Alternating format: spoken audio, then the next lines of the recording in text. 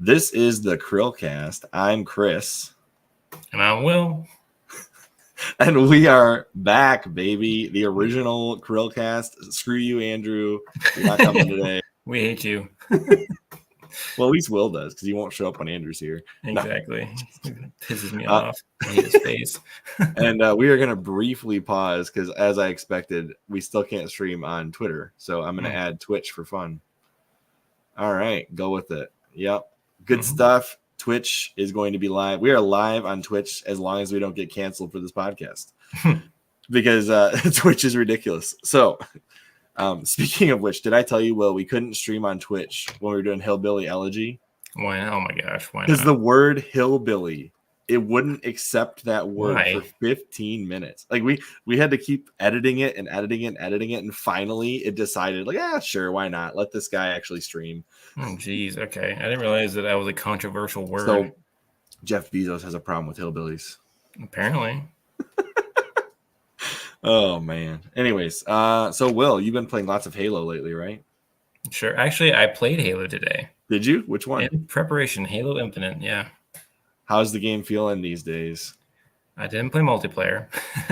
And I still maintain that the campaign is really fun. So the campaign is fun, but it strikes me with the same problem that most other games do, is that, like, there's too many choices, too many side quests, too many options, and I just get lost. I will say that I think what was nice about Halo versus like Far Cry or something is that it really, for me at least, there wasn't that many choices. You really could just blow through the main story and like. Well, you can, but once I get distracted by side quests, I get stuck there. Yeah.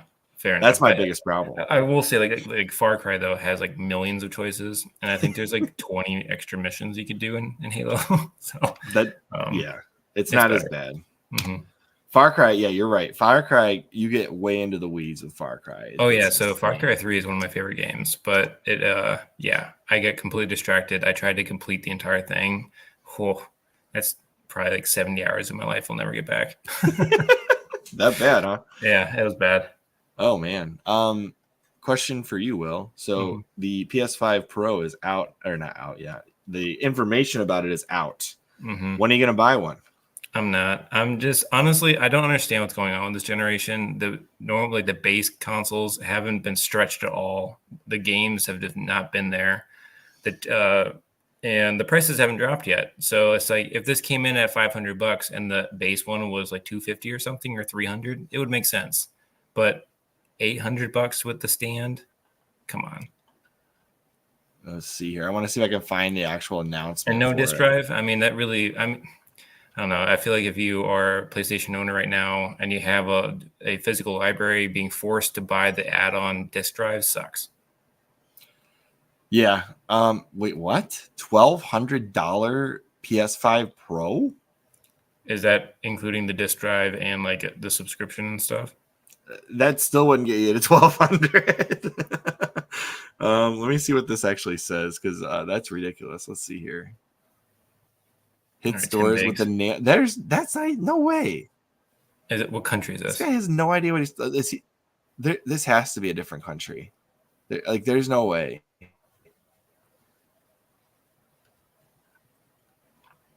If it literally was $1,200.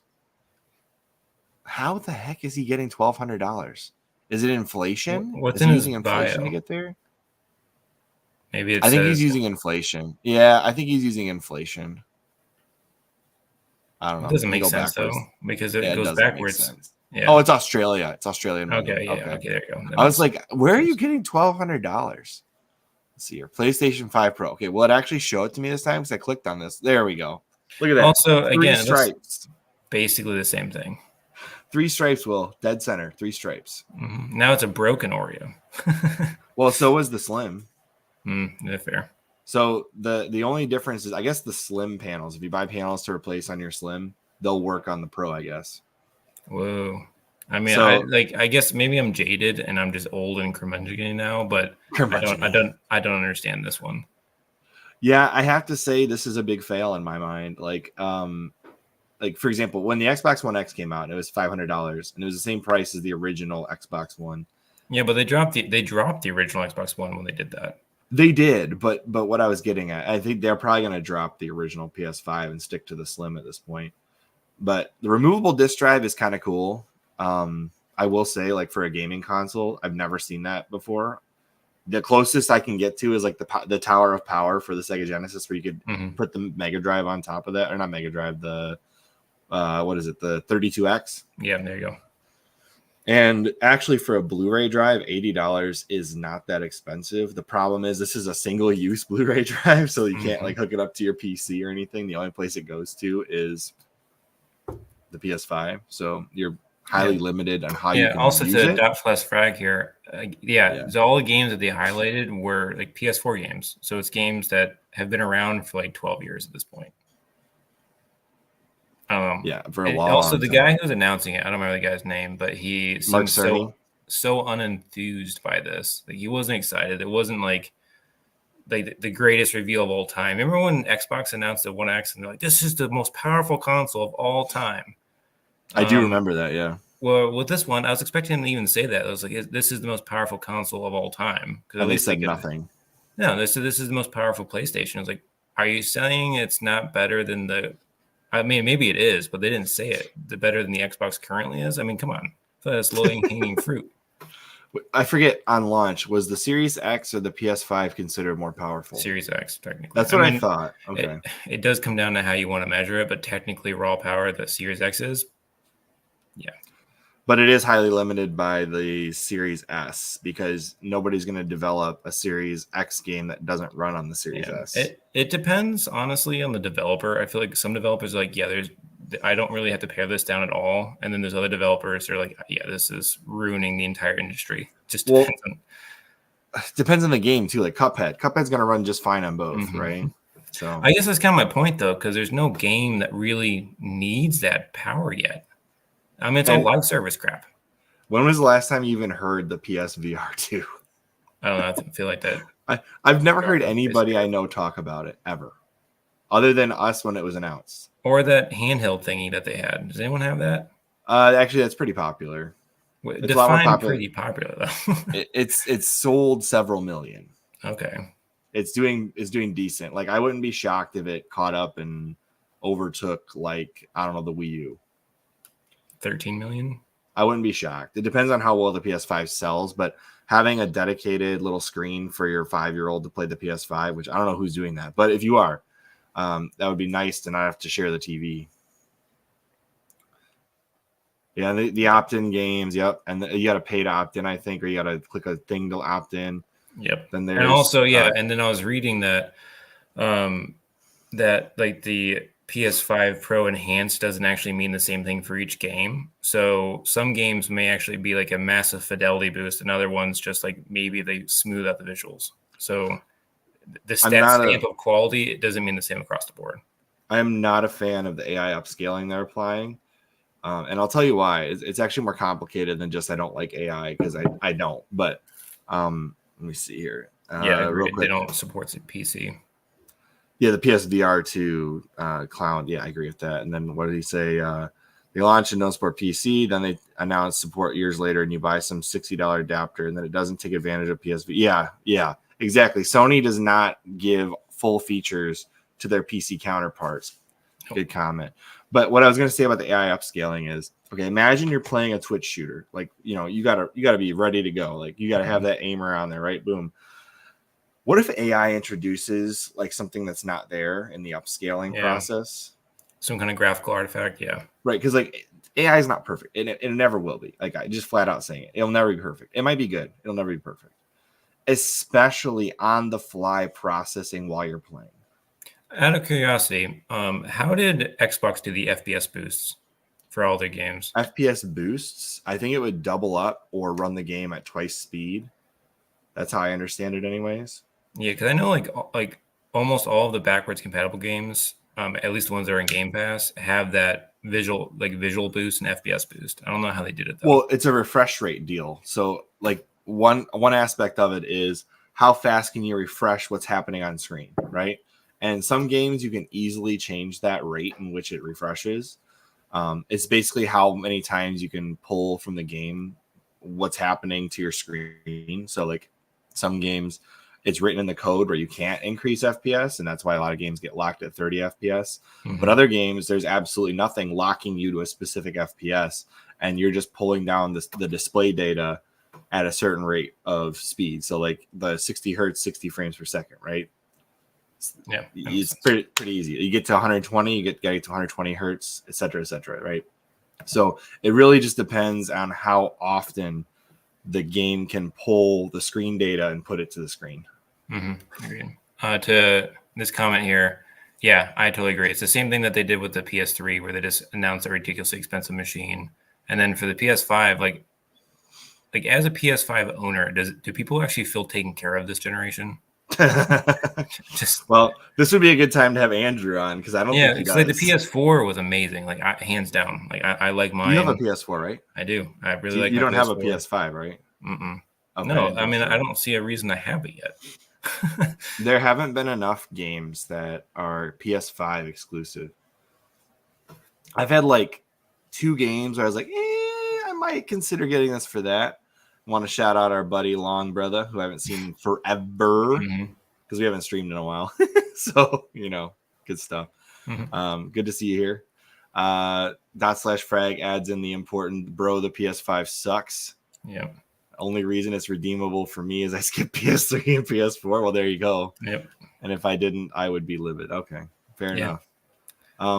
I just don't see the value. And then, okay, I'm gonna ask you, Will. Imagine you're seeing an ad, right?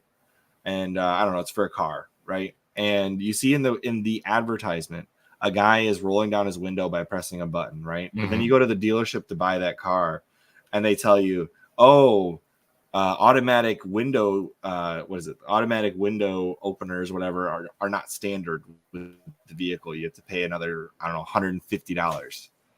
Wouldn't you be angry? Yep. Every piece of marketing, vertical stand. Yeah, I know it doesn't come vertical with it. stand. Just throw that damn stand in there for the $800 with taxes. This is going to be. Come on. I see the disclaimer. It's in the bottom corner. You can see it in the stream. That is garbage. I'm sorry, Sony. You want to fix some of this PR? Include the vertical stand. Some people will forgive you for all the stupid decisions you've made if you just fix that one thing. Well, I just feel like they're constantly crapping on their customers, just because, like /Fag has said, it's like they feel entitled. They think they deserve your money, and they don't want to put any effort in this generation. The not including the vertical stand was just that was the one thing, like the too far, right? Like I could forgive the disk drive. There's a lot of things I would be willing to forgive. The vertical stand in the advertising not being included is BS. That's also, how do these things look when they're laying down? It looks like it's going to look really strange. We probably won't know until they ship, and that's probably on purpose. And honestly, who's buying a PS5 Pro and not buying the stand? Yeah. Also, I think aren't the new consoles like already rumored to come out like 1 or 2 years? Why would you buy this damn thing? Well, the new Switch is rumored to come out next year. Yeah, but I think the new Xbox is going to come out a year early, and then the PlayStation's the next year. So I think it might be starting next year. Was that sound coming through or no? Yeah, it did. Okay, I wasn't sure if it would or not. Okay, so I'm curious if they'll show it in the marketing here. You asked what it looks like sideways. Let's see what it does. See if they show it or not. Because if all the advertising has the vertical stand, I'm even more angry. I'm pretty certain it does. Oh, it floats. So well, that's there. No, vertical stand was in there. It's in there. See, like I said, this is the stab too far. This is like they're already, getting ready to pee on your head, and then they're like, I'm gonna poop too, I guess. I'm also frustrated there's no freaking disk drive for that price. I mean, I will give them the credit that you can add one. Yeah, I know, but it's just ridiculous. They want to be Apple. It's like how they took away the freaking headphone jack, and they're like, oh, but you can just get an adapter and pay extra. No, Apple. No, to the credit of Apple, at least when they took away the headphone jack, they gave you the adapter with the first gen phone that did that with, right? I don't remember that. I'm pretty certain. Nope, they did. Oh, to be fair, I didn't buy it because I was like, F Apple. But no, Apple I'm still pissed at them like that. I had not forgotten that. Marcus Brownlee with the new iPhone. All right, let's see here. Do they have any marketing that shows it on its side? All right, let's see if this has it, because I want to see. How do you put the freaking this average? There we go. Yeah. That's what it looks like sideways. But look, that's so picture weird. Number 4. Like there also, are is it really look like that? Is it like that one side float? Yeah. Or is it sit at an angle? I'm curious what the stand that comes with it looks like, because remember the original PS5 had the stand that went both ways. Yeah. That went both ways. It's probably the same stand as the Slim. It looks like it's the same stand. Yeah. Also, it doesn't look any different. Like it's taller. You would think it would be like a premium looking machine for that price. There's something different. It's just white again. Looks exactly the same. Yeah. I don't know, make it look like the PlayStation 2 or something. Like, make it look cool. I did use, so back when they did an anniversary console, it looked like the PS1 for the PS4s, and that looked pretty neat, actually. Did you ever see that one? Say it one more time. They had a PS4 Classic Edition or whatever. It basically had. It was great, right? It was pretty neat. Yeah, I actually was pretty impressed with what they did for that. Okay, so here's what he said. This is what /frag said. To be honest, they shouldn't ever market it standing up. They should remove the stand from sale. His friend had his vertical, and the paste on the CPU shifted down from it standing up, and part of the CPU overheated, and it stopped working. Oh my goodness. Well, which one was it? Was it the Slim or the original? That's what I need to know. And apparently that means out of warranty. If the stand itself can put you outside of your warranty, they shouldn't be allowed to sell it. But then there's another instance where it's like, you remember how the Red Ring of Death was killing Xboxes left and right, but they still took those things back. They did. That's true. You're right. Microsoft paid the price for that one. Yeah, I don't think they recouped that money on that system. No, they did not. They did not. Original PS5. So either disc or discless, it doesn't matter. It's the same console. One's got a disc drive, one doesn't. I was giving major props to Sony midway through this generation because of the removable disc drive. Because one of the things that people don't realize is on the PS4s, when the disc drive goes, your console's screwed. It's bricked. You can't get updates. You can't play games. Yeah, it's impossible. Because they married. So what they did was they married at a chip level the drives with the actual motherboard. And so if you replace the disc drive, it assumes you're pirating games. Yeah, well, I mean, that's just stupid on their part. I mean, every other system. Well, no, actually, they did it because of the backlash from gamers about that CMOS battery. So people were freaking out that if the CMOS battery were to die and the PSN was to remove access to a PS3, PS4, PS5, you would lose access to your digital games. And so Sony, in a quick and haphazard response, decided to change the DRM checks from the CMOS battery to the disk drive. And what do you think has a higher failure rate, a battery or a disk drive? Disk drive.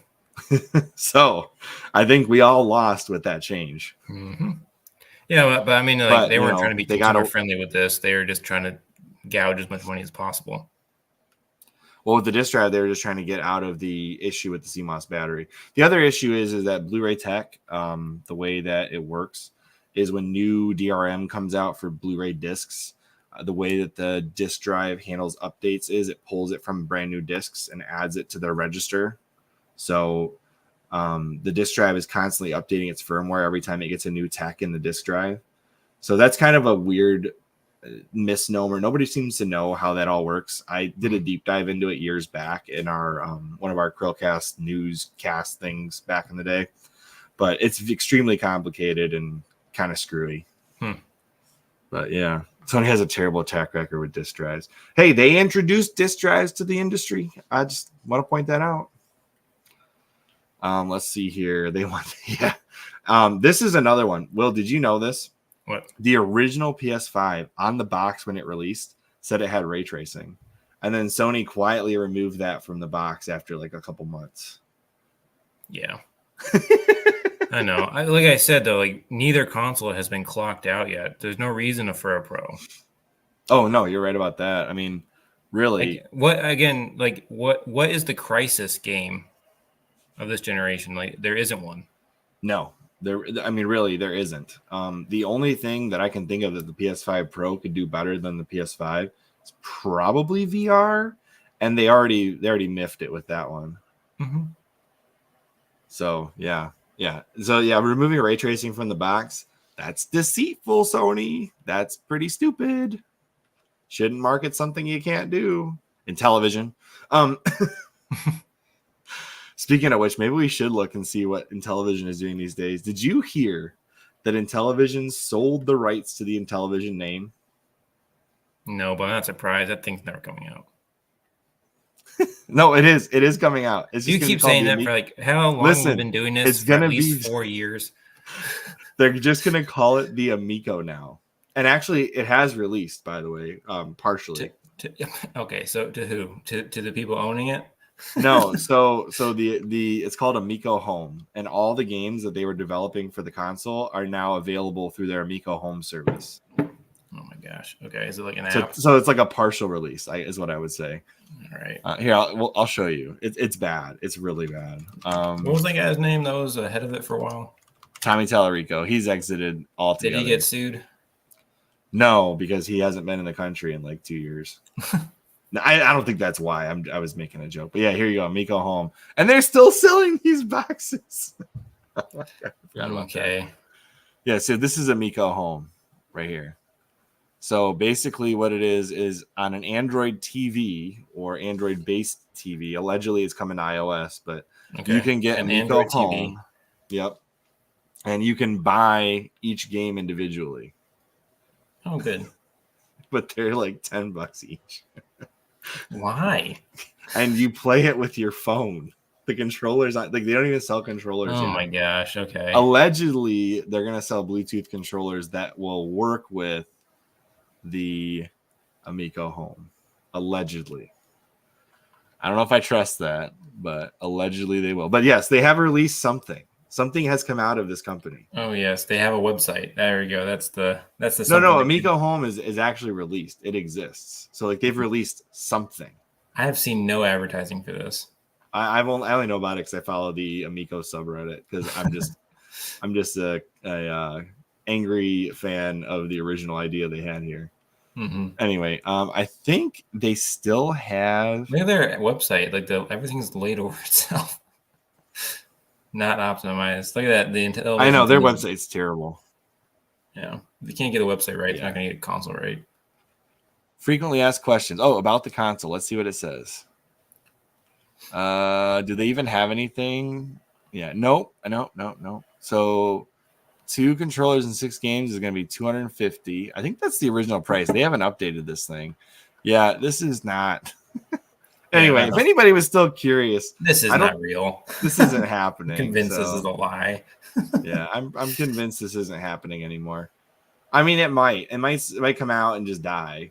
But like the Atari, what was it? The Atari VCS, which actually did come out after years of speculation. I saw there's some kind of Atari something coming out. I saw a quick ad for something. Oh, Atari's still firing on all cylinders because they're not a scam company.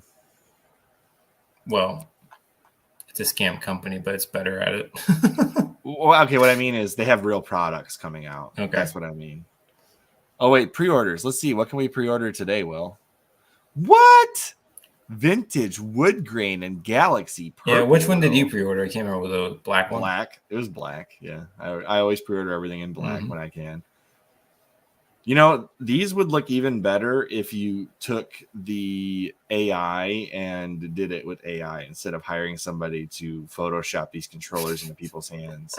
Because this looks like it's probably a dad and a son cheering for a sports game. Yeah. But there's Shark on this fake TV. Well, you know what would be cool is they actually took a real photo of someone playing the console that doesn't exist. No, they have some of those actually from from touring with the fake prototype. Well, it's not. I'm not gonna say it's fake. From touring with the alleged prototype. Saying fake would get me sued. Saying alleged will not. It's allegedly fake. No. Allegedly a prototype. You know, because I don't know what the prototype. I'm alleging that this is a fake console. What does it cost?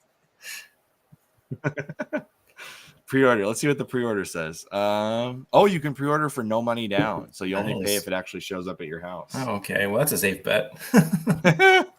I thought about actually pre-ordering. I remember. So back when I saw this was $0 to put a pre-order in, I actually thought about it.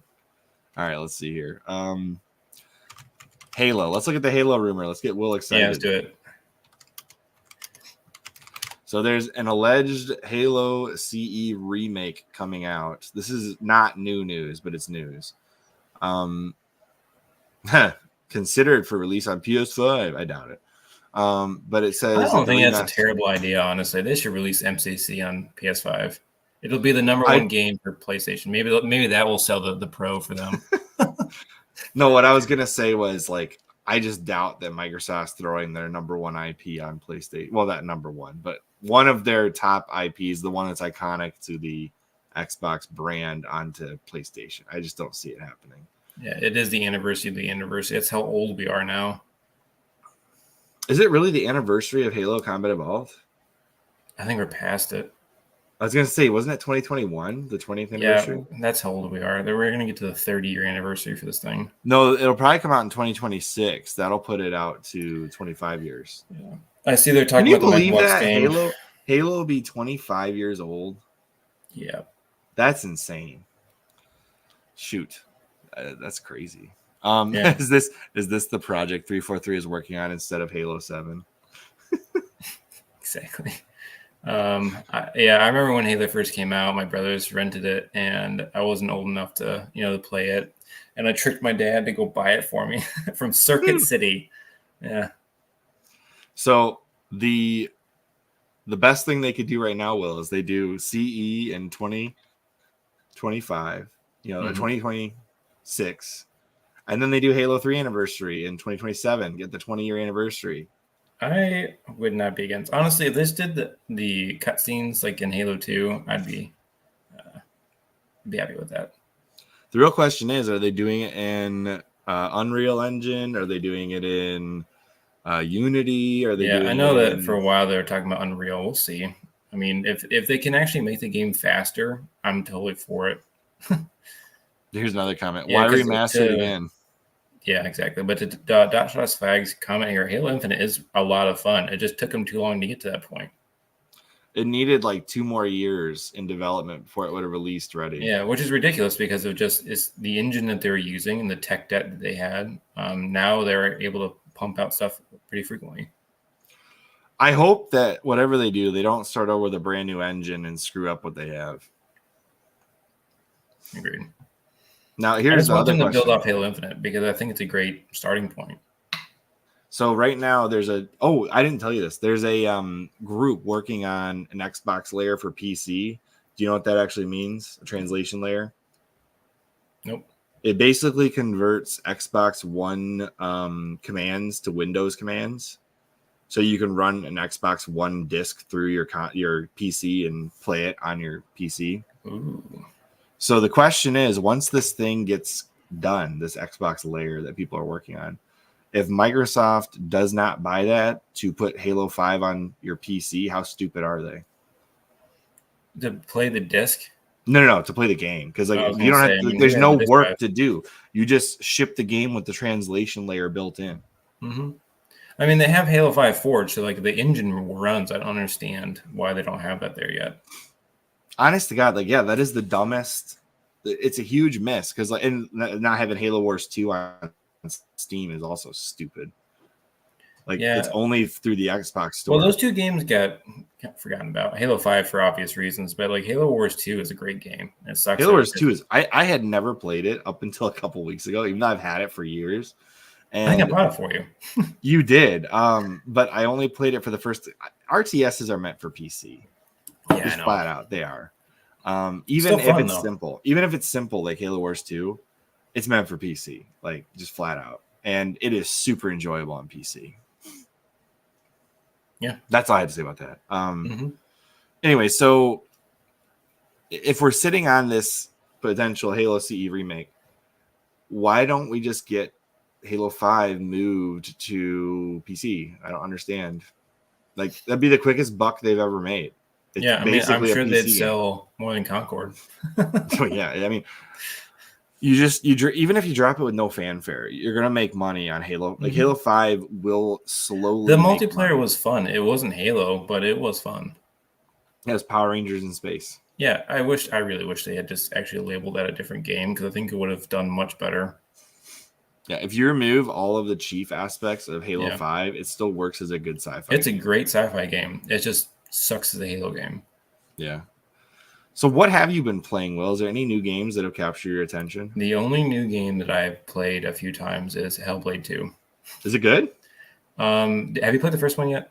I haven't played any of them. So they're not games, I would say, in the traditional sense. It's more of an experience. And like for me, it's very intense. Like all the voices are talking and how like you're seeing things on the screen that aren't really there, but maybe they are there.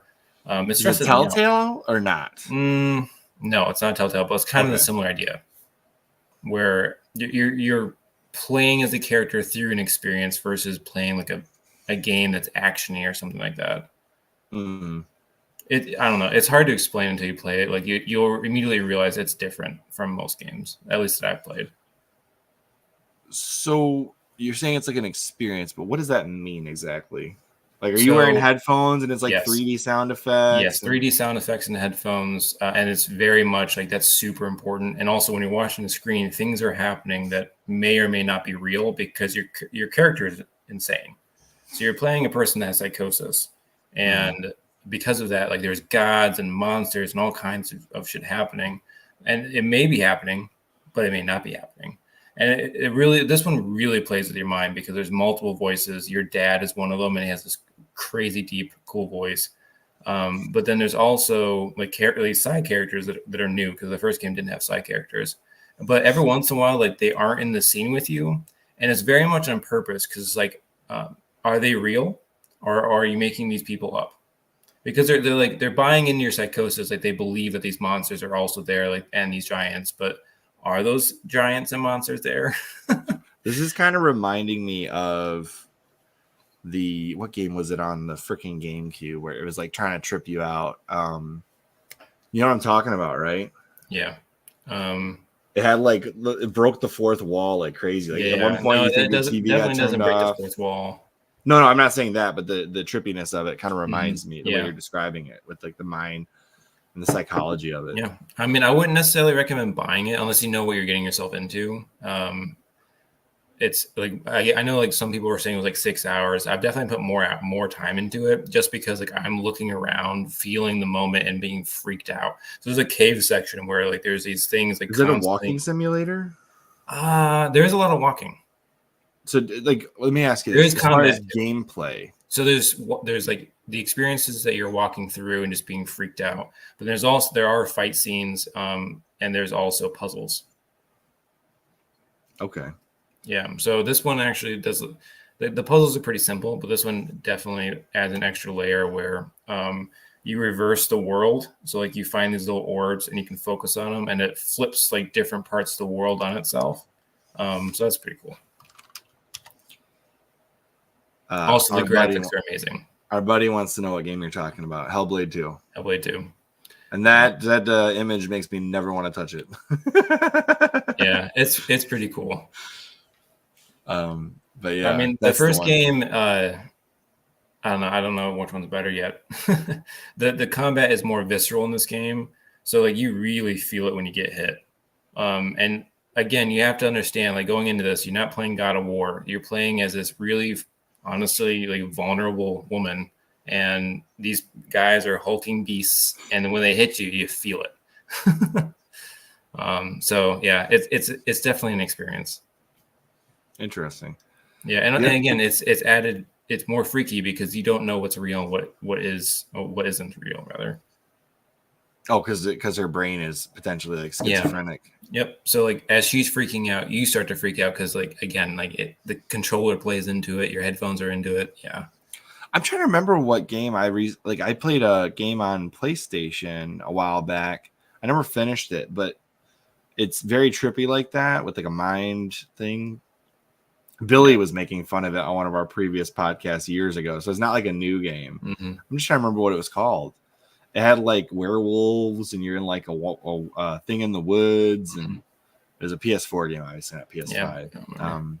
Yeah, brother, this actually came out like 2 months ago, I think. Yeah, it was announced with the launch of the Xbox Series X. I remember that, but it was not a launch title.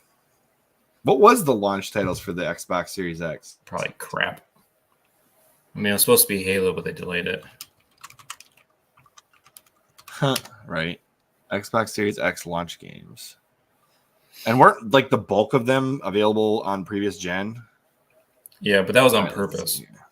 I know, but yeah, they forced a lot of these games to be backwards compatible because of COVID.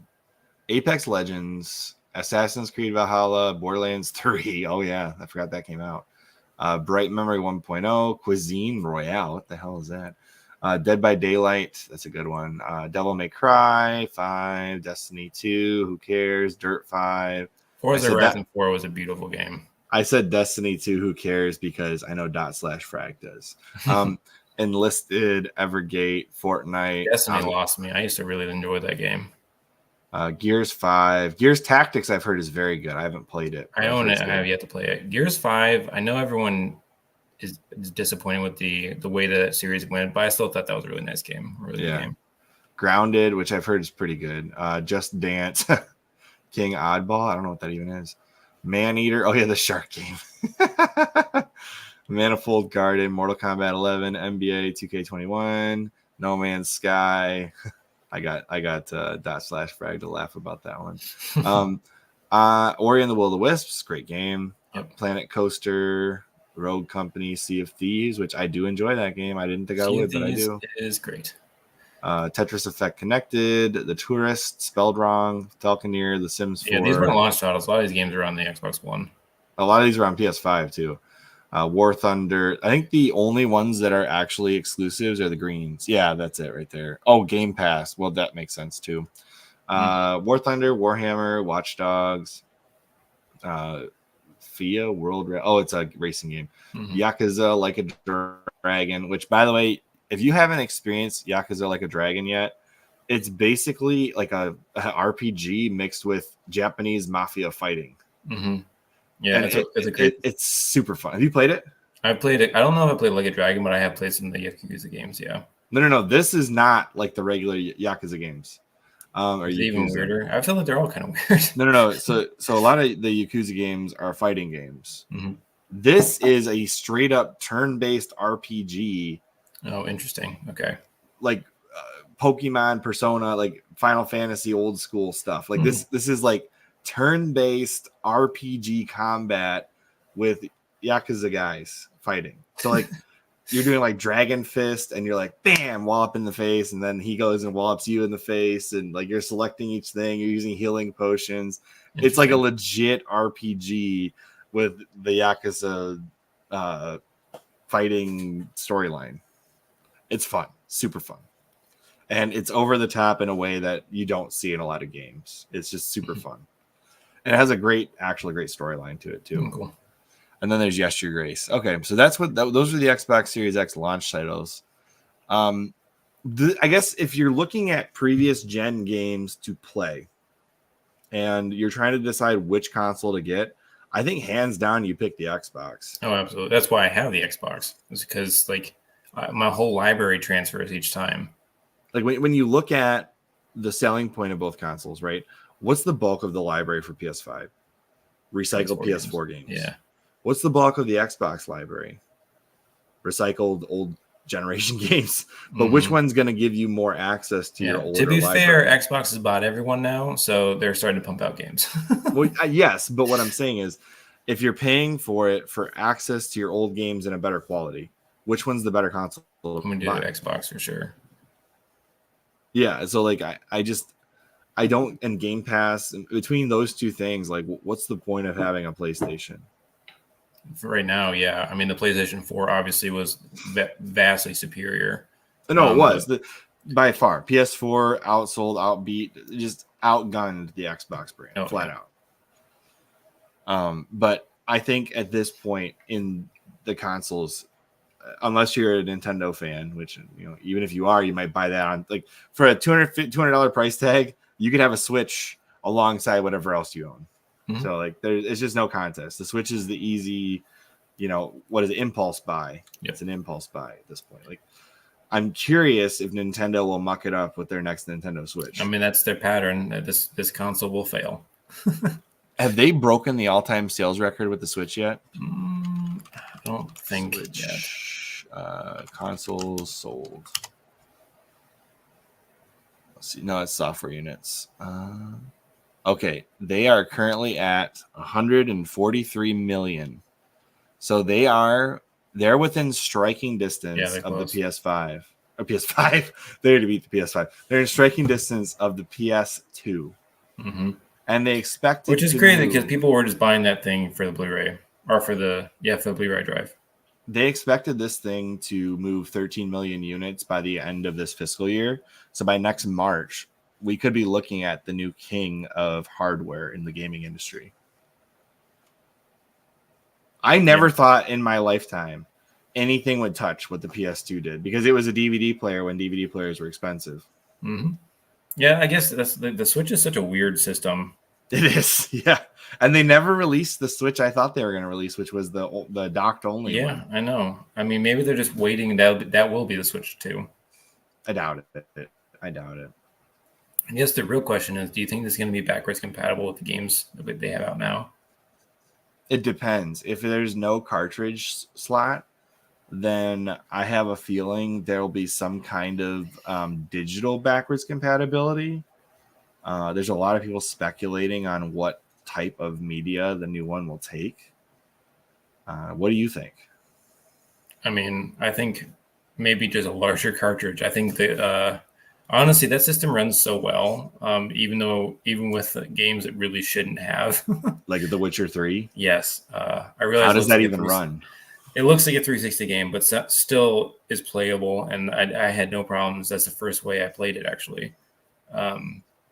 So they actually pump out a Switch that can match like a higher console, or even getting maybe closer to a low-end PC. I don't know. I think cartridges are the way that Nintendo's going. I think most people, most normies anyway, are happy with Xbox 360 graphics on the go. Yeah. I really don't think people are that much more like you get like PC nerds like me or somebody else. We're like graphics, but like even me, I don't care. The OLED Switch looks great if I want to game. I mean, if they got up to like the PlayStation 4, like the actual high-end PlayStation 4 games and high-end Xbox One games, I don't think you need to get any better than that. Well, yeah, if you can get to Xbox One quality on a 720p screen, you're golden. Like there's nothing else. Yeah.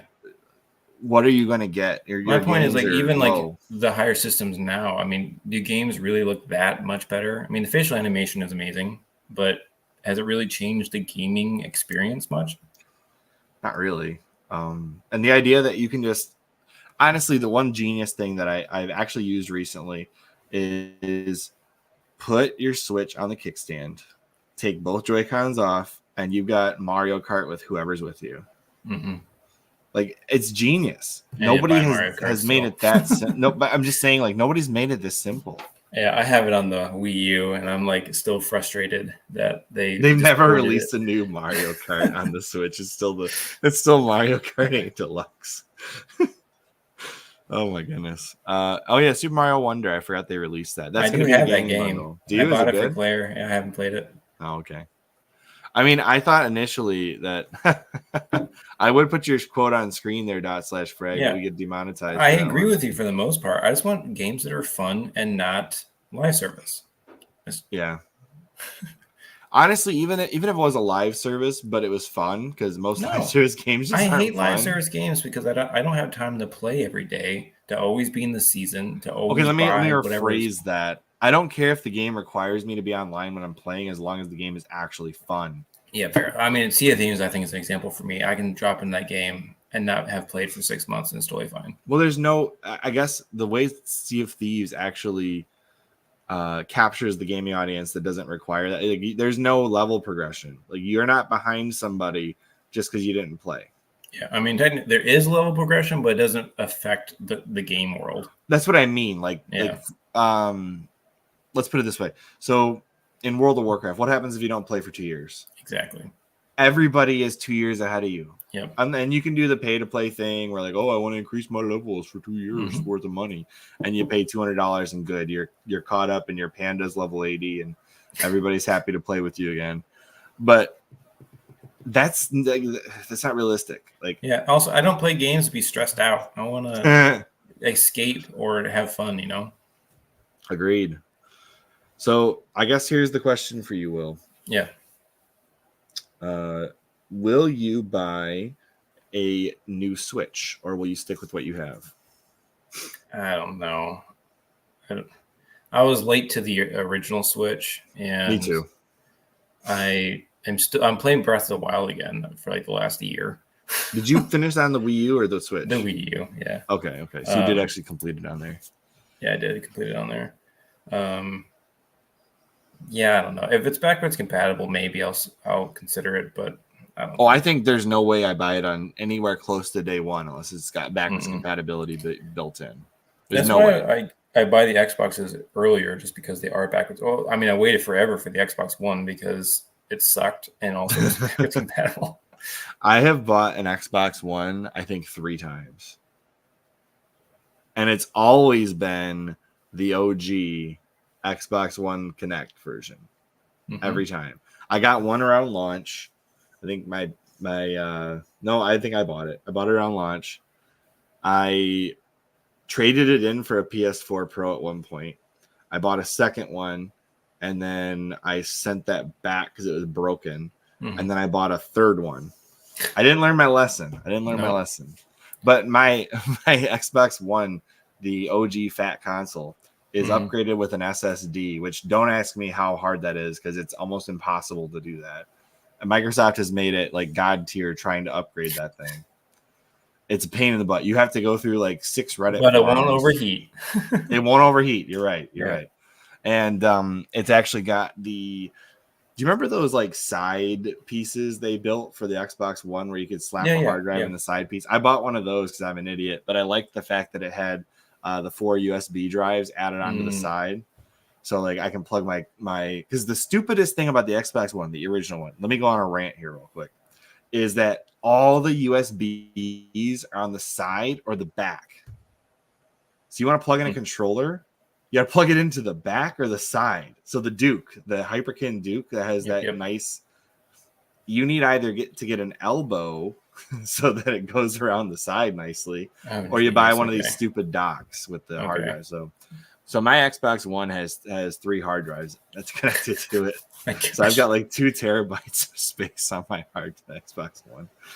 Oh man, I was a masochist. I definitely shouldn't have done that, but it's a 1 terabyte drive with 2 500 gig drives connected. Oh my gosh. Yeah. Does Halo Infinite run better on it now?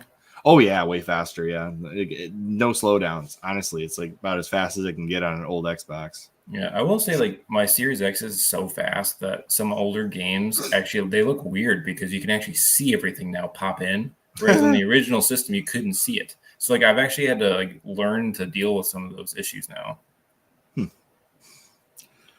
Also, like the loading screens. So like you know how like old games had loading screens and had tips.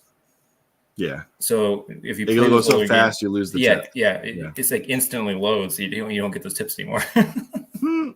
So. Yeah, hey, when's Fable coming out, Will? It's coming out next year, and I will buy that game. I don't give a shit. It could have the worst trailer ever, and I'm buying it. I mean, I'm ready to drop money on it. I have waited since 2011 for that freaking game. And well, when did Fable Legends die? Was that when it died? No, that died in 2017, I think. You played the beta or the alpha, whatever it was. Controversy.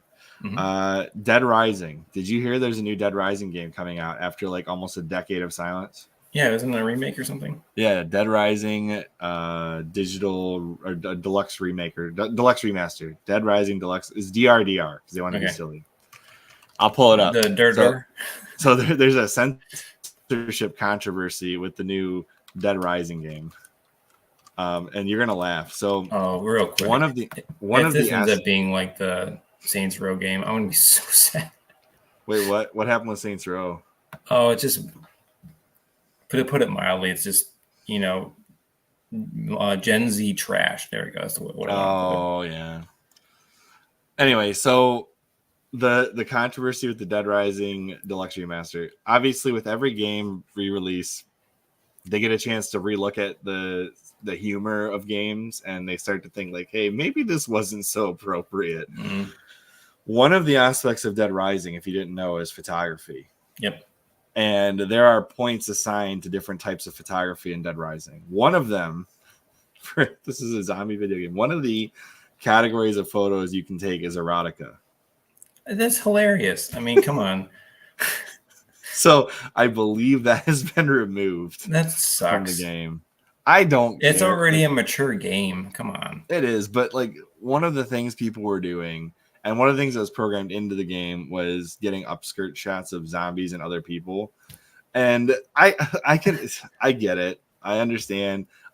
Don't do that in real life, but you also shouldn't go around shooting people in real life. So, I mean, come on. This should be the least controversial thing to be changed in a video game is like, hey, maybe we shouldn't encourage people to take upskirt shots of people they don't know. Like, maybe that isn't a good idea. It's funny. It's funny in a video game. And it's very early 2000s. It is. Probably the funniest thing, though, is there's a moment where two very rotund individuals who are married run into each other because they're trying to find each other on the roof of a building. And so Frank, the main character of the game, says, hey, your wife's over here. And so they start making out. And if you take that photo, it's like 1,000 erotic or something. So that's the kind of things that it's I mean, it's ridiculous and stupid. It's silly and quirky. And it's like, can you imagine developers could actually do things like that where they could have fun with games? I think that's what's lost. I mean, this is maybe not the greatest example, but this one, this isn't gonna make me not buy the game. Okay. This is kind of a dumb thing. The things that do make people mad that I understand is they've gone a different route with the art style a little bit. So, like, this is what Frank looks like now, which is nothing like what he looks like. What do they used to look like? So they actually, if you pre-order it, which I'm going to have to do now because I'm angry, they actually include the original Frank model in the pre-order bonuses, which is even worse, though, because it's like, so what if you don't pre-order it, but you like Dead Rising? Yeah, no, that sucks. Yeah, so I'm mad about that. I hate pre-orders. Dead Rising, Frank West. I miss being able to go to midnight launches. See, this is what he looked like. So he looks different. It's not that See, look. Well, I mean, look. You can see it in the eyes. He's got kind of a flat top to his eyes, whereas in the remake, he's got like the rotund. Hey, I've been reading a lot, guys. My vocabulary has been expanded virtually, like infinitely larger than it was. I use words now where I'm like, whoa, did I just say that word? It's like, what? And sometimes I'm like, I might have just sounded pretentious saying it that way. Yeah, anyway. I'm sure Will kind of feels the same way since we've been reading more than we've been gaming. But this is one I'm actually looking forward to. Dead Rising Deluxe Remaster. It looks impressive. Yeah, I know you really liked the first game. So when I saw this advertised, I actually meant to message you and be like, hey, what are your thoughts on this? I'm not upset with most of what they did. Oh yeah, and they're including so the protagonist from the second game, Chuck Green, they're including his model if you pre-order as well. So there's like 3 pre-order models. Okay, interesting. I'm glad they scrapped the Frank from Dead Rising 4 though, because that was an abomination. That was terrible. It didn't even look like him. Like it was the worst, one of the worst models I've seen for a. This is from the Dead Rising Case West. So Frank is in 4 of the games. How many are there in total? Okay, when I say 4, what I mean is he's in 3 mainline games and 2 mainline games and 2 offshoots. So there's the original game. Dead Rising 2 has Chuck Green. He's a dirt bike a dirt bike racer who's at a motocross, I guess. But like the equivalent in the Dead Rising universe is not called motocross. So that's why I'm like struggling to come up with a name.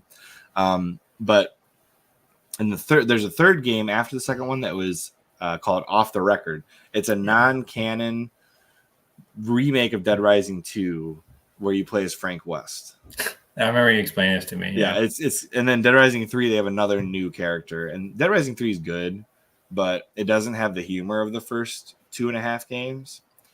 So I think Dead Rising 3 came out right around the launch of the Xbox One. It was a launch title for Xbox One. Yeah, because I remember them advertising that if you talked with the Kinect on, the zombies could hear you. It was exclusive to the Xbox on launch. Yeah. And I think that one might still not be on anything else besides. It's on PC, but I don't think it ever made it to PlayStation. Interesting. And then Dead Rising 4 was initially an Xbox exclusive, and then a year later, you get the it was called Dead Rising 4 Frank's Big Package, and that was the re-release on PC and PlayStation. And that one actually does star Frank again, and he returns to the original zombie outbreak location, Willamette, and he basically re-explores the area minus the shopping mall, because the shopping mall was burned to the ground after the zombie apocalypse. So they've got like a new town that sprung up in Willamette, and of course the military's there because guess what? Zombies are back. Of course. What causes the zombie outbreak in this game? Hornets. Of course, yes. Yeah, it's actually the military's experimenting. This could be like a whole episode on its own, me explaining Dead Rising lore, because it's extremely deep and conspiratorial. But essentially, it comes down to the United States is trying to figure out a way to grow beef without growing cows. Okay, yeah. So they want to grow beef, like biologically grow beef. So they're like, okay, what do we got to do to reanimate the flesh and grow it on a dead cow? And in the process, they accidentally unleash a zombie outbreak through hornets. Zombie cows. Yeah. Well, basically, every infected person has a parasite of a hornet reanimating them, and the queen hornet or whatever is who spreads this poison across everybody. Geez, okay. So like basically the queen hornets, whatever the heck, they spread it and then they control everything. Okay. So it's kind of wild, actually. Can they remove those bees? If you smash a bee, all the zombies go down. Okay. So part of the game towards the middle is you collect the zombie hornet bees, the queen bees, in a glass jar. And if you really feel like you're screwed, you throw one of those on the ground and smash it, and all the zombies in the area go down. So it's quite interesting. And you find out most of that in the first game. I'm probably messing up some of the lore, so don't take everything I'm saying directly. But this is what I remember from playing this 2 decades ago. Okay. That's crazy you can say that. Yeah, I know. It was 2005 or 6 when it came out. I don't remember if it was 5 or 6. Dead Rising original. So funny story. I actually never bought this game originally. What happened is a good friend. It's 2006, so it was the year after the launch of the Xbox 360. But I remember this being heavily advertised back when it came out. The original release of this game, I missed it because I was, we were like 13, 14. But one of my buddies, his older brother had it, and he wasn't playing it. So I asked if I could borrow this crazy zombie game he had. So I borrowed it, took it home, played it for like 2 straight weeks. And I was like, I need this game. And I asked him if I could buy it off of him. And he's like, no, go to GameStop and pay $5 and you'll get it. And I was like, sweet. So I went to GameStop, got it for $5. And I've been hooked ever since. This is one of my favorite games ever. So speaking of old games and GameStop, did you see there's some retro GameStop now? Is there one by you? The major parties of the gaming industry have basically revolted against physical games other than Nintendo. So GameStop decided, all right, let's just sell classic stuff. So a lot of GameStops are going to be carrying more classic stuff now. And it's the only way they can survive. And they're going to carry stuff like from what I understand, they're going to carry like these like third-party items. So like not Analog Pocket, but equivalents to that. So like third parties carrying consoles for other generations, or like what's that one that OEBP always liked? Oh man, I can picture it in my mind. I know exactly which one it is. I just can't think of it. It'll come to me eventually. Yeah, so we'll move on. But yeah, so they're gonna be carrying lots of stuff like retro and retro adjacent. That's cool. There was one more thing. By you? There's GameStops near me. I don't know. I haven't been to a GameStop in years, so I don't know. Yeah, I actually looked it up. There's one near me. It's like 30 minutes away. You should check it out. Yeah, I might. I don't know what I'm gonna buy. I don't play as much. Right. It'd still be cool to go walking through that. Yeah, exactly. I want to be transported back in time to better days when I didn't have to work. So here's something that I've changed my mind about. I have changed my mind entirely about emulation and owning physical games. Okay. I don't care anymore. I like, honest to God, I look at these shelves full of games and I'm like, these could all be gone tomorrow, and I don't think I would care. I am still trying to pare down my games to the ones that I play all the time. Let me rephrase that. So long as I have access to those games, I could care less if they're physically on my shelf anymore. Yeah, as long as they don't get taken from me. That's the Yeah. I'm just saying, like, as long as I have access to the games, like as long as I can play them and I don't have to pay for a service, like that pisses me off. I hate Game Pass so much. But as long as I can play these games, I could care less if I had them physically on a shelf. So like some of these games that are like $300-$400 sitting on my shelf waiting for one of my children to break them in half, those are gone. They're going to be gone. I'm just going to sell them. Yeah, fair enough. I could, like, PS1 games. Who doesn't have an emulator that can play a PS1 game? They're pretty easy to get to. So. Exactly. So like if I really wanted to play them, or like I have the PS1 Classic, and I have a digitally owned copy of Persona 2 Eternal Punishment. Why do I need a $400 disc for a PS1 sitting on my shelf? Exactly. I mean, I feel like I had this conversation when you first bought it. you probably did, but I didn't pay. I didn't pay $400. Yeah, no, I'm just saying. Like, I was just questioning why you bought it. Yeah, I remember this now. I bought Persona 2 Eternal Punishment for $50. That is a $400 game now. So that's going to be gone. I'm just going to sell it. Yeah, if you want to, for the resale value, then I can see buying it.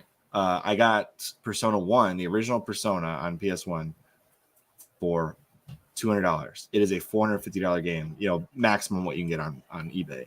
I'm selling it. I'm not, there's no reason for me to have these games sitting on a shelf that my kids have access to who, what's a disc to them, right? Like really, what's a disc to them?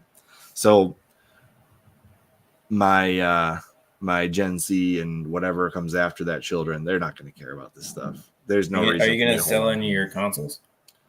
That's a little more up in the air. Like I'm not going to sell my GameCube. They're not worth selling in the first place.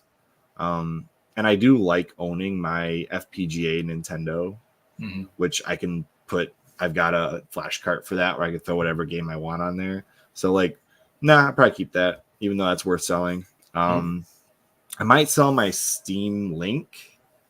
Okay. Mostly because it's a useless, redundant device that I don't need. Yeah.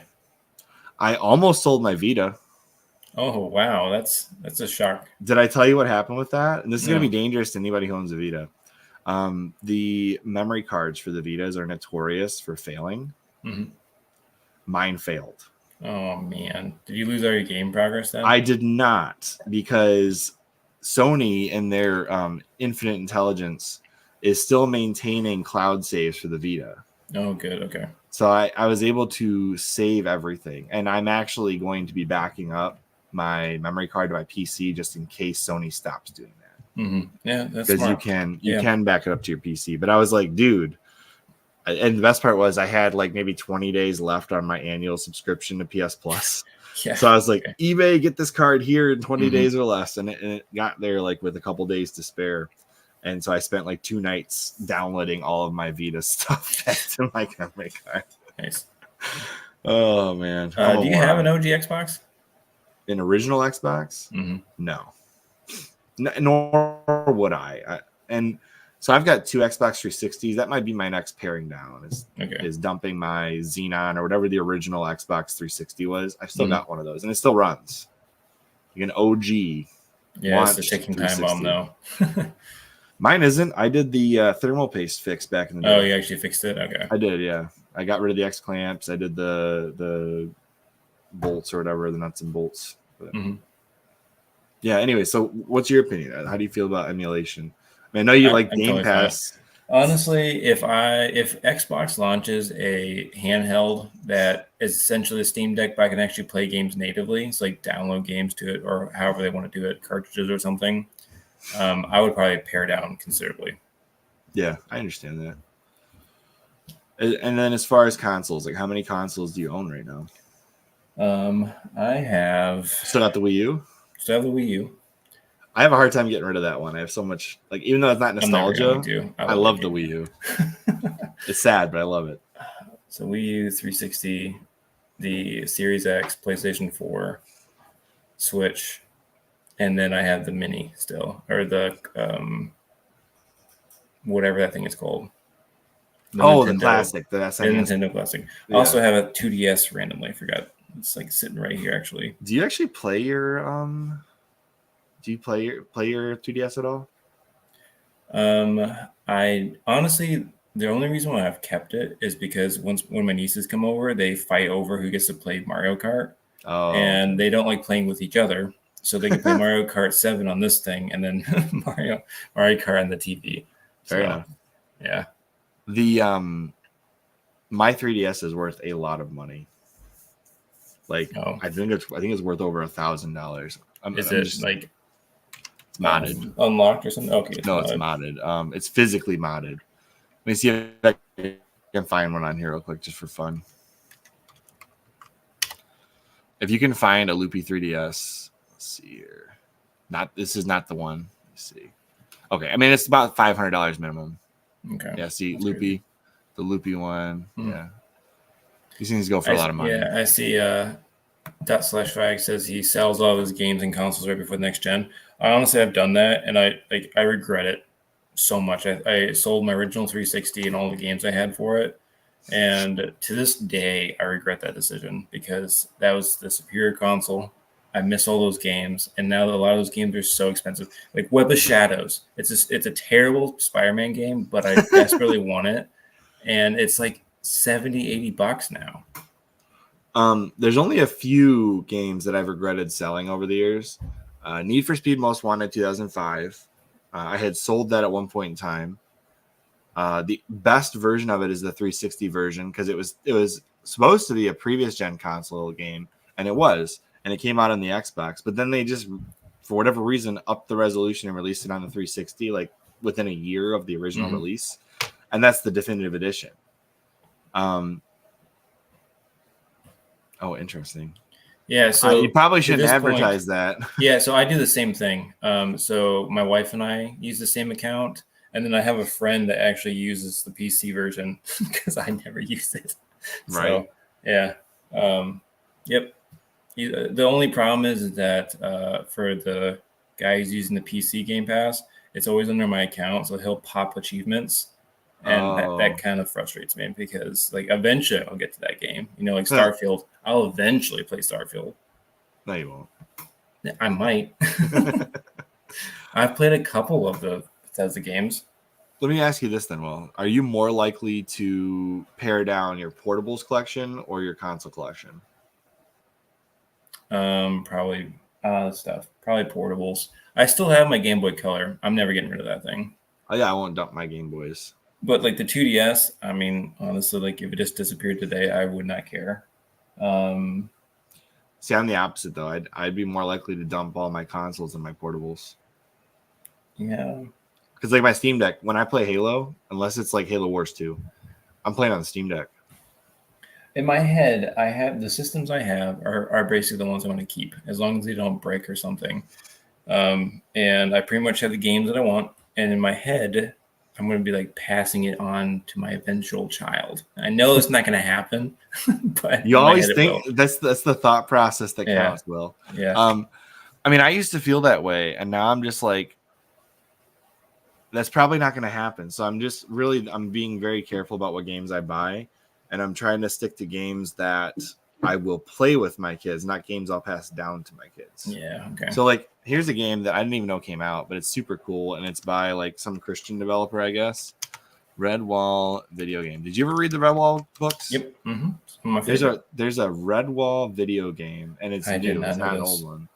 I think it's only $25. It's on Xbox One, Xbox Series X, PC, PlayStation, etc., etc., etc. But it's like a Telltale style game with Redwall. And it looks really good. I'm going to let my brother know about this. He was super into these books. This is going to be my winter game with my kids this year. Oh, cool. So, yeah, it looks really good. And it's not a gacha game. You're not buying a bunch of mice. 300 Steam games. Have you actually played all of them? No, he says it's not 300. It's 1,300. That's what I meant, 1,300. Have you actually played all of them? I think I'm up to 100 Steam games, but I've played most of them. I have 4. I haven't played any of them. Well, I kept getting these like indie packs that came with like 10 indie games on accident for like $5. And by accident, I mean like I bought them not realizing I bought them. Yeah, I bought. That's what I will leave in the will. Yeah, I bought Fable Anniversary, the Did you get Planet Fable 3? Zoo game. I haven't done Fable 3 yet. No, did you get it for PC? I have the disc for it. Yeah, but for the PC? Yep. Oh, okay. Because the Steam code, Microsoft recently in the last like year, after realizing people were buying it on Amazon, like delisted the Amazon listing. Oh, jeez. So like I have it in my Steam library, and that's impossible to do pretty much. That's a series I would like to see remastered completely. Well, there were so many rumors, and it never happened. Yeah. That's one of the big, honestly, not remastering or re-releasing the Fable trilogy on PC was a huge mistake in my opinion. I mean, that would just print money. It really would. Like Fable 2 hitting PC would be huge news even today. All right, well, I know you were talking originally doing this for like an hour and a half max. Yep. Is there any subjects we didn't hit that you wanted to hit? No. I mean, the first thing that popped in my head was political. We should not cover that. Uh-oh. Yeah. I've become an old man. I watch the news now. Well, did I tell you I've been reading this book? Yeah, you sent the picture. Is it good? Okay, I didn't remember if I sent it to you or to Andrew or both, but the movie's better. I just stick to the movie. The book, I mean, the book's okay. Yeah. It's definitely not like, so I'm going to use the same kind of terminology that Andrew used to describe Lockdown with the Devil, the Catholic version of Screwtape Letters. This is like the Protestant specific Screwtape Letters. Interesting. The guy, Steve Day, spends a lot of time on the Reformation to start this book. And I'm just like, that is not me, buddy. Yeah, what's funny is that I'm actually reading a book about the Reformation right now, Chris. It would really chap your buns. No, it's just, he just sits there and glorifies it. Like he's talking about like it's the bee's knees. And I'm just like, wrong audience, buddy. Yeah, no, honestly, like I like this book because it gives context. It's like everyone, like the way that Reformation is taught is like actually started like hundreds of years before, and it's like going through like little bits here and there and how it led up to the eventual rift. So it's been interesting. Who wrote it? I have no idea. Okay, what else are you reading? What else are you reading these days? I just finished the Dune series finally. Oh yeah. Okay, Brian Herbert versus Frank Herbert. Oh, Frank Herbert's a genius. Brian Herbert is not. Honestly, it's completely different. He says it in the preface of the first book that he wrote for that series. It's like, I cannot write like my father. I'm not even going to attempt it. I'm just going to try to attempt to connect the loose threads that he left in his manuscripts. And I think he does that. It's just disappointing. Yeah, because it's not the writing style. Exactly. It's not like the philosophy that drips off of every sentence in the original books isn't there. It's basically like, I don't know, if you're going through like a more generic sci-fi book, it's just telling you what's going on, which is nice because it's the other books are kind of confusing. So sometimes it's nice being told what's actually happening. But at the same time, it's more frustrating because you can see the pieces that were clearly left behind. So like he had notes for that last book. You can see what those are for sure. The stuff that's allegedly. Go ahead. Sorry. I'm just saying, like, you can tell that there's definitely parts of those books that are like, oh, yeah, this definitely is how he was going to wrap this up. But then the stuff in the middle that Brian Herbert fills in is not nearly as good. So the only thing I was going to say was, here we go. This is the thing that explains it right here. So if you're going to read the Dune books, if you're going to read the Frank Herbert ones, there's 1, 2, so Dune Messiah, Children of Dune, read the first 4. God Emperor of Dune. And then there's Heretics of Dune and Chapter House Dune. And then Brian Herbert finished the original plot arc accordingly, he says, to what his dad was planning with Hunters of Dune and Sandworms of Dune. But then he decided to write like 1 billion books in the Dune universe using notes. To be fair, he did the prequels first because he didn't think that he was up to the task. Right. And then, and he wasn't, but he eventually did find those manuscripts. So he's like, oh, there's like some stuff here. That's what I was gonna say. So do you know what the manuscripts were? What? They were essentially like bullet point notes on what Frank Herbert wanted to do with the last book on a floppy disk.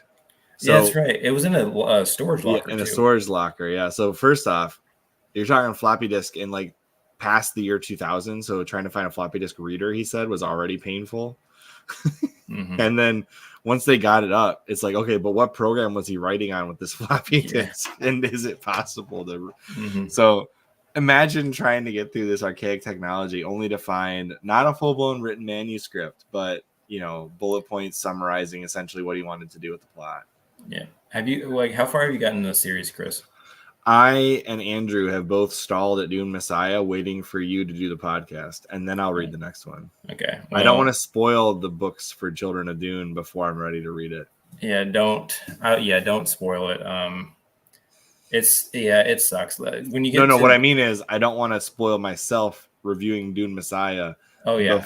By reading Children of Dune first. No, that's totally fine. Don't read past God Emperor of Dune. I will just tell you and Andrew what happens. No, I'm gonna read it. I bought all the books. I've got them all.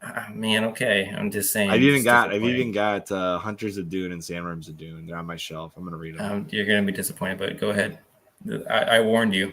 No, I know. I remember when I originally got into this series, I looked up some of the plot summaries and I was like, WTF? Okay, I'll buy them.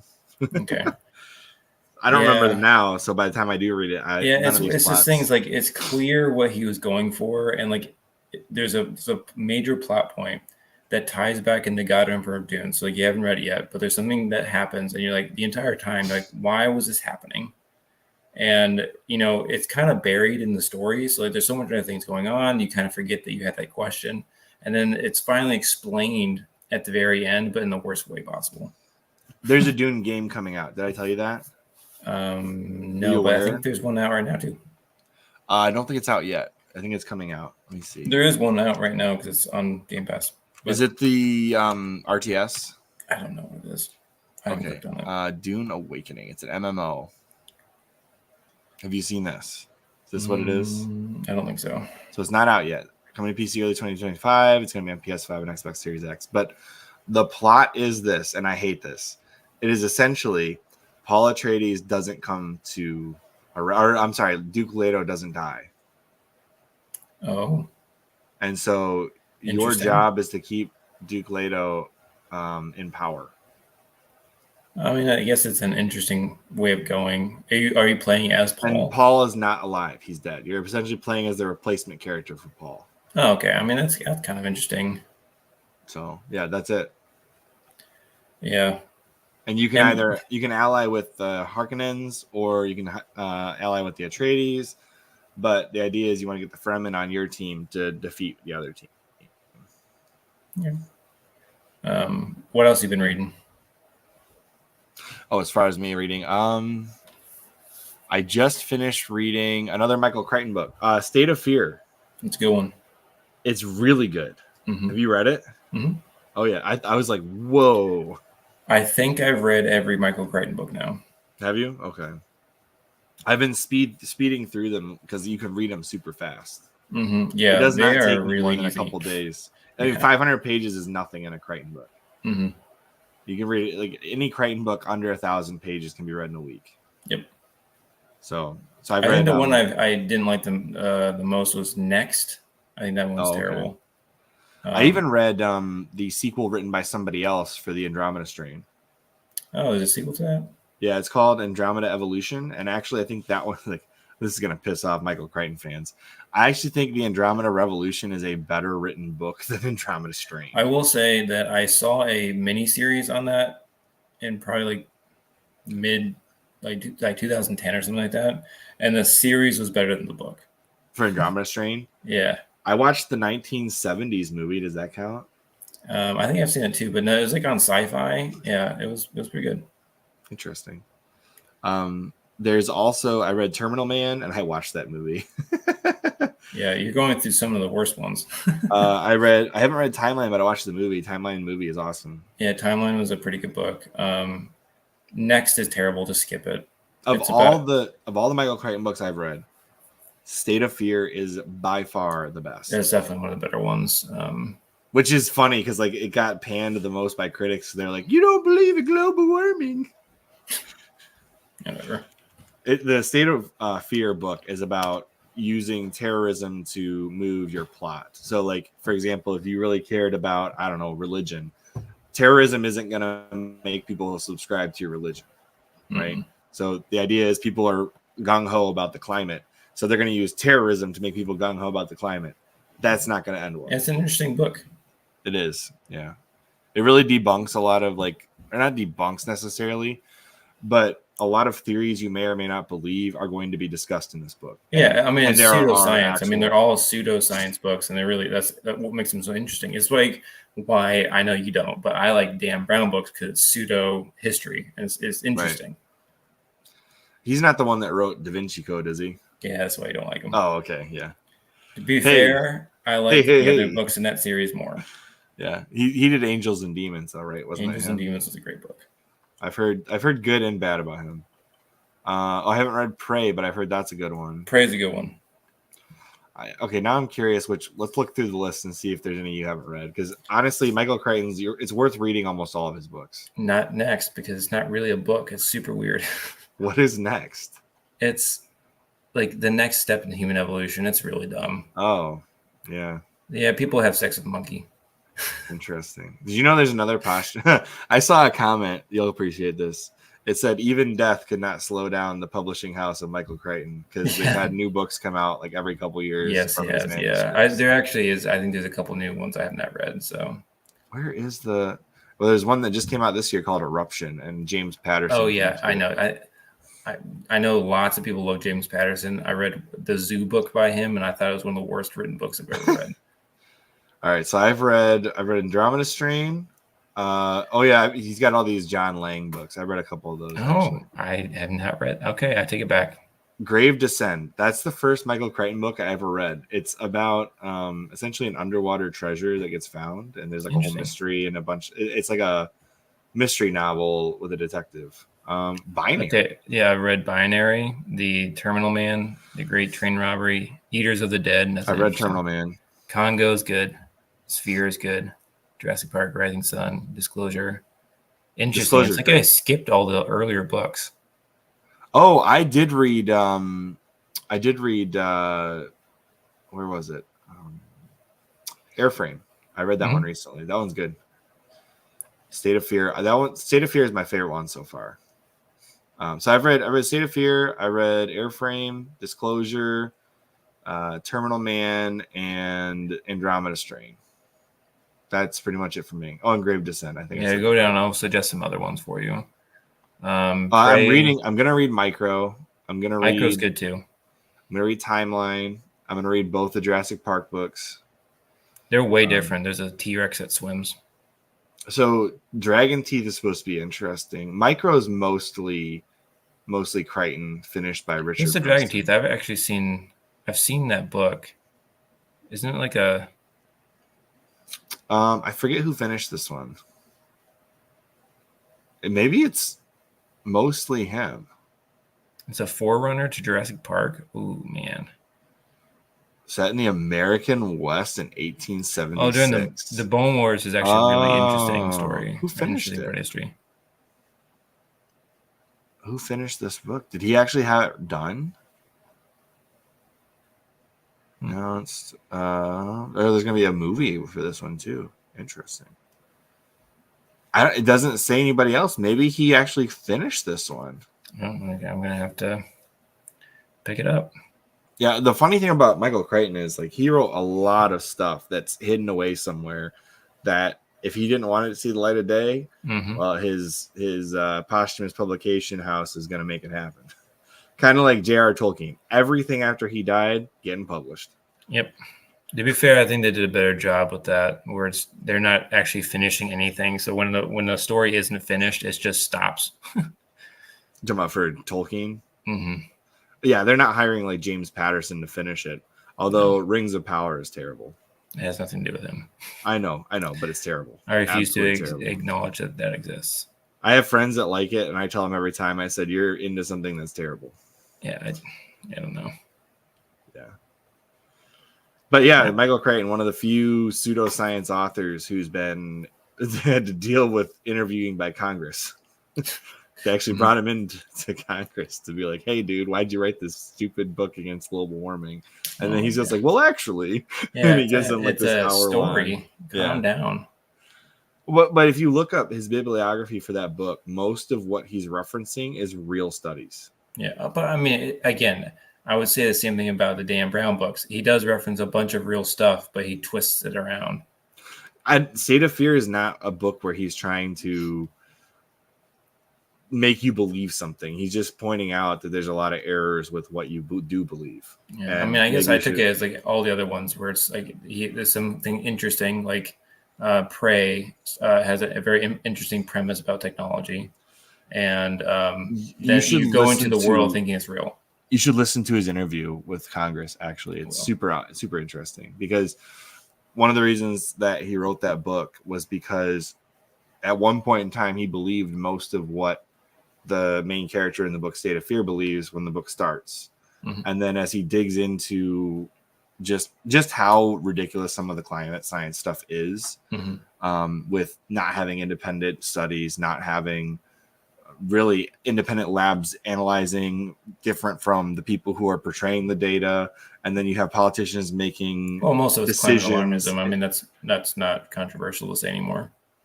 I understand that. I'm just saying, like, in 2005, that was not the way people believed things. He got kind of a ball rolling before anybody else was. And that's why they raked him over the coals, and they didn't make any more movies really for a while for him. It's crazy how that can happen. Yeah, I've also been into Stephen King a lot, so I've been reading a lot of his books. I know you like Stephen King. I'm reading the Confessions by St. Augustine.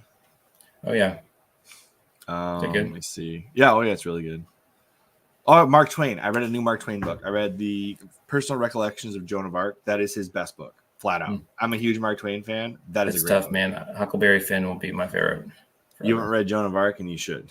It's tough, though, because I always imagine myself as Huckleberry Finn. I'm not going to necessarily think I'm Joan of Arc. I've been reading Wingfeather Saga. Have you heard of it? It sounds familiar. What's it about?